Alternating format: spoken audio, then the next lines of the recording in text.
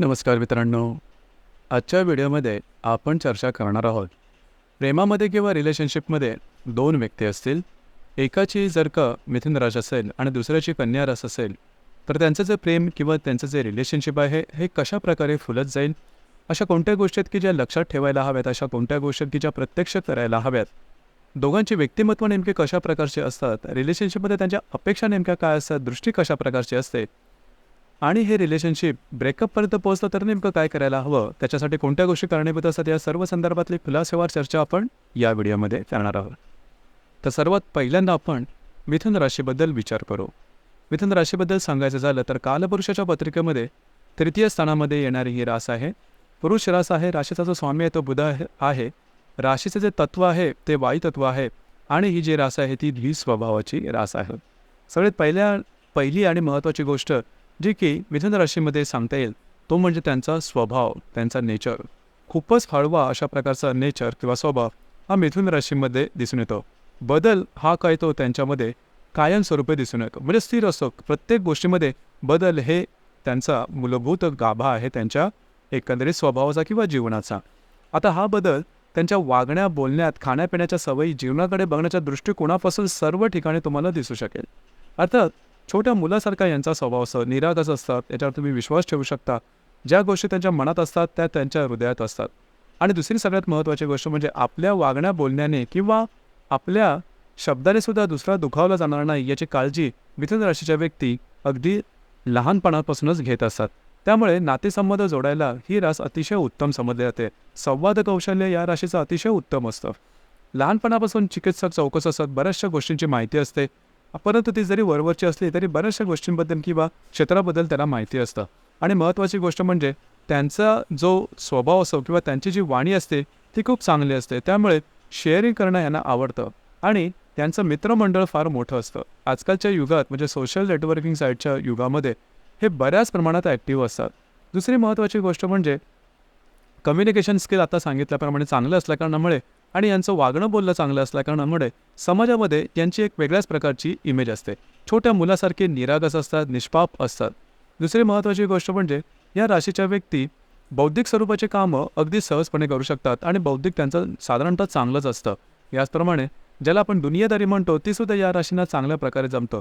फिरायला आवडतं, थिएटरला जायला आवडतं, नृत्यनाट्यकला, चित्रपट, संगीत यांची आवडसुद्धा असते. भिन्न लिंग व्यक्तीप्रतीसुद्धा यांच्यामध्ये एक आकर्षण दिसून येतं. त्याच्यामुळे मिथुन राशीच्या व्यक्ती ज्या आहेत या रिलेशनशिपमध्ये लवकर खेचल्या जातात किंवा येतात, कारण त्यांना आताची आवडच असते.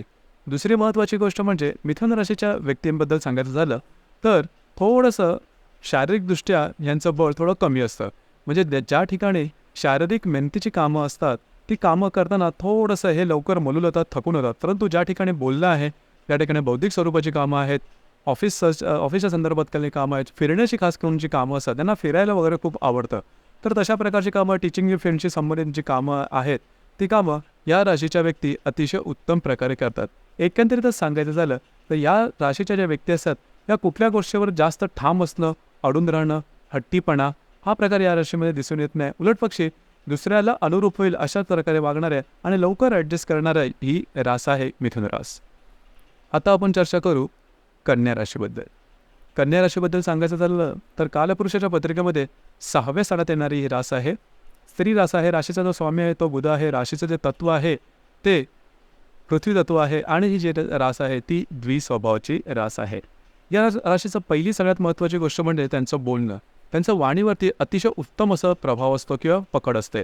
एखादी किचकट गोष्ट, गंभीर गोष्ट साध्या सोप्या सरळ भाषेत सांगण्याची जी हातोटी कन्या राशीमध्ये अतिशय उत्तम असते आणि प्रचंड अलर्ट अशी ही रास आहे. तुमच्या बोलण्यातून कुठलाही शब्द वेगळा गेला किंवा त्याच्यामधून विकनेस दिसला तर ते पटकन ते ग्रॅब करतात. दुसरी महत्त्वाची गोष्ट म्हणजे समोरच्या व्यक्तीबरोबर भरपूर काही बोलूनसुद्धा स्वतःकडचं जास्त काही सांगत नाहीत. म्हणजे स्वतःचे जे विकनेसेस आहेत हे लवकर ओपन करत नाहीत. ही या राशीची खासियत आहे. त्याचप्रमाणे या राशीला बऱ्याचशा गोष्टींबद्दलचं बरेचसे माहिती असते, कारण या राशीची जी बौद्धिक क्षमता आहे ती अतिशय उत्तम आहे. खाण्याखाण्याच्या बाबतीत सांगायचं झालं तर राहणीमान यांचं नॉर्मली व्यवस्थित असतं. खूप काही लॅविश लाईफस्टाईल किंवा ज्याला आपण उंची राहणीमान यांचं दिसून येत नाही. उलटपक्षी कन्या राशीच्या ज्या व्यक्ती असतात या थोड्याशा प्रॅक्टिकल असतात, व्यवहारी असतात. पैसे कुठे, कधी, कसे खर्च करायचे आणि कसे इन्व्हेस्ट करायचे यांची पैशाच्या संदर्भात, लाभाच्या संदर्भातली गणितं सहसा चुकत नाहीत. फक्त इथे एकच गोष्ट महत्त्वाची आहे, की अतिशय चिकित्सक किंवा अलर्ट असल्यामुळे थोडीशी निर्णय क्षमता यांच्यामध्ये थोडीशी कमी असते. म्हणजे होतं काय, की एखाद्या गोष्टीवर ज्यावेळेस निर्णय घ्यायचा असतो, त्यावेळेस त्याचा सखोल साधक-बाधक विचार करतात. आणि अर्थातच जर का तुम्ही एखाद्या गोष्टीवर जास्त विचार केला, तर निगेटिव्ह होण्याची शक्यता जास्त असते. परंतु या राशीचं मानणं असं असतं किंवा त्यांचा समज असा असतो, की आपलं चुकू मात्र नये. म्हणजे एखाद्या गोष्टीवर ते घेतलेला निर्णय आपला चुकता कामा नये. परंतु याच्यामध्ये बऱ्याच वेळेस वेळ जास्त बोला लागतात आणि कधी-कधी निर्णयापर्यंत पोहोचत नाही. म्हणूनच निर्णय क्षमता कमी असते ही या अर्थाने. दुसरी महत्त्वाची गोष्ट म्हणजे बौद्धिक क्षेत्राशी संबंधित सगळ्या प्रकारची कामं ही कन्या राशीच्या व्यक्ती करतात. यांनासुद्धा शारीरिक क्षमतेची कामं जमत नाहीत, थकून जातात, बोलून जातात. परंतु यांचं बोलणं फार नेमकं असतं आणि व्यवस्थित असतं.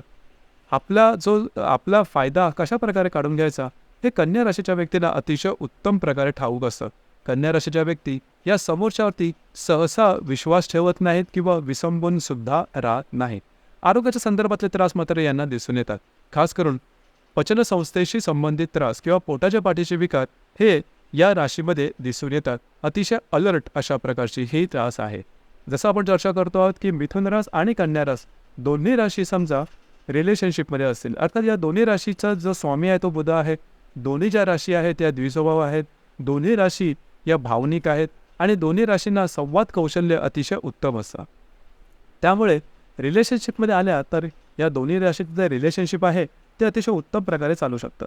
आता मग अशा कोणत्या गोष्टी आहेत की ज्याकडे लक्ष देणे गरजेचं आहे किंवा ज्यामुळे रिलेशनशिपमध्ये छोटे मोठे प्रॉब्लेम येऊ शकतात. अर्थात छोटे मोठे येतात, फार मोठे येत नाही, कारण दोन्ही ज्या राशी आहेत त्या थोड्याशा नाजूक प्रवृत्तीच्याच राशी आहेत.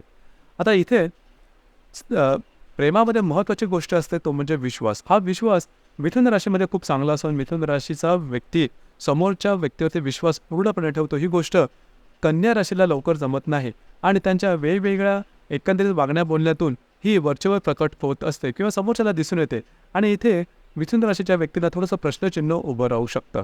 दुसरी महत्त्वाची गोष्ट म्हणजे स्पेंडिंग. मिथुन राशीच्या व्यक्ती यांच्या आवडीनिवडी कायम बदलत असतात. खर्चिक थोडीशी रास आहे. एखाद्यांना फिरायला आवडतं, वेगळ्या प्रकारचं खाणं खायला आवडतं, शॉपिंग आवडते. ही गोष्ट कन्या राशीच्या व्यक्तींना मुळीच आवडत नाही. माझ्या सांगितल्याप्रमाणे कन्या राशीच्या ज्या व्यक्ती आहेत या थोड्याशा व्यवहारी आहेत. पैसे कधी कुठे खर्च करायचं याचं भान त्यांना चांगलं असतं आणि बचतीकडे झुकणारी ही रास आहे. अर्थात याच गोष्टीमुळे दोन्ही राशीमध्ये थोडंफार कॉन्फ्लिक्ट होऊ शकतं आणि कन्या राशीच्या ज्या व्यक्ती असतात या नेहमी समोरच्यावरती पटकन विश्वास ठेवत नाहीत. हा त्यांचा जो प्रॉब्लेम आहे. त्यामुळे त्यांच्या रिलेशनशिपमध्ये छोटे मोठे प्रॉब्लेम होऊ शकतात किंवा रिलेशनशिपच्या बाबतीमध्ये पूर्णतः ते तयार नसतात. आणि तिसरी सगळ्यात महत्त्वाची गोष्ट म्हणजे या दोन्ही राशीत या निर्णयापर्यंत लवकर पोहोचत नाहीत. कमिटमेंट त्यांना देता येत नाही. त्यामुळे त्यांचं रिलेशन जरी चांगलं असेल कित्येक वर्ष चालू राहतं, परंतु रिलेशनशिप नंतर येणारी जी गोष्ट आहे ते म्हणजे तुमचा विवाह किंवा त्या संदर्भातले जे विचार आहेत ते त्या विचारापर्यंत लवकर पोहोचत नाही. या गोष्टीवरती काम करणं थोडंसं गरजेचं राहील. या व्यतिरिक्त जर का रिलेशनशिपमध्ये काही प्रॉब्लेम येत असतील तर अर्थातच तुमची संपूर्ण कुंडली पाहणं गरजेचं ठरतं. कारण आत्ता जी आपण चर्चा केली ती फक्त राशीवर केली. प्रत्येक कुंडलीमध्ये चंद्र राशी व्यतिरिक्त बाकीही 11 ग्रह असतात आणि ते वेगवेगळ्या राशीमध्ये असतात. त्याचे प्रभाव परिणाम कुंडलीवरती वेगवेगळ्या प्रकारचे असू शकतात. तर कुंडली पाहून त्या संदर्भात जास्त मार्गदर्शन करता येऊ शकेल. तर मित्रांनो, हे होतं प्रेमामध्ये किंवा रिलेशनशिपमध्ये मिथुन आणि कन्या राशी असेल तर त्यांचं प्रेम आणि रिलेशनशिप कशा प्रकारे फुलत जाईल या संदर्भातली चर्चा. आपल्याला व्हिडिओ कसा वाटला नक्की कळवा. धन्यवाद.